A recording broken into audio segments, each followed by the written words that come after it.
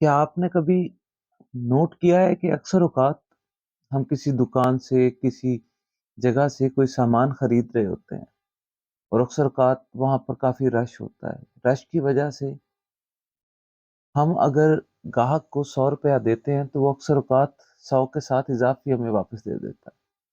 500 देते हैं तो अक्सर 1000 का बकाया दे रहा होता है।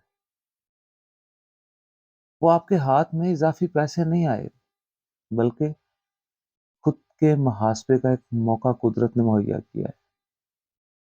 आप पैसे जेब में डालकर हार कर निकल गए या इज़ाफ़ी पैसे वापस करके ये मौका जीत लिया।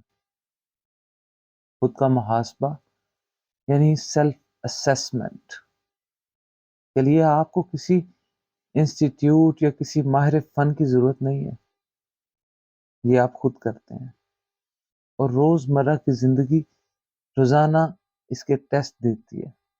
मिसाल के तौर पर हम रोज़ाना सुबह अपने आप को मोटिवेट करते हैं, टेस्ट के लिए तैयार करते हैं।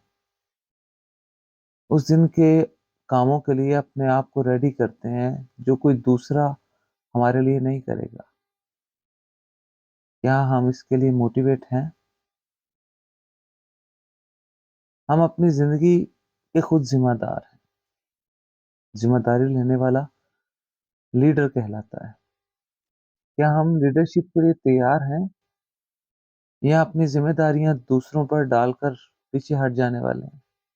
बिल्कुल पाकिस्तान की तरह।